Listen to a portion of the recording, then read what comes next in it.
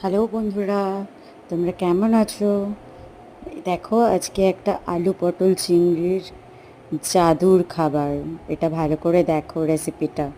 আগে ভালো করে আলু পটল চিংড়িটাকে সুন্দর করে ভেজে নিয়ে লাল লাল করে তুলে মশলায় একটুখানি কাঁচা লঙ্কা, শুকনো লঙ্কা, জিরে, আদা, পেঁয়াজ, টমেটো, রসুন, একটু কাজু বাদাম সব কিছু দিয়ে সেটার পেস্ট বানিয়ে সেটাকে ভালো করে লাল লাল করে ভেজে তারপর সুন্দর করে কষা কষা করে রান্না করলাম।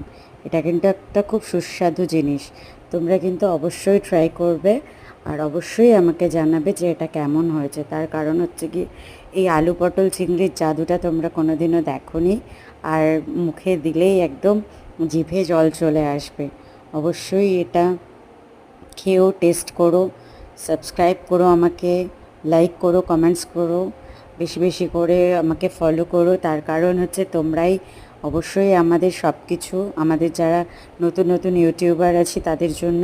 তাই সবার ভালো হোক এবং সবাই আরও বড় জায়গায় পৌঁছোক, এবং আমাদেরকেও একটু ভালো করে সুন্দর করে আমাদের রান্নাগুলোকে সবার সামনে পরিবেশন করতে দিতে এবং সাবস্ক্রাইব করতে, যাতে আমরা আরও ভালো করে কাজ করি, আরও বড় জায়গায় পৌঁছতে পারি।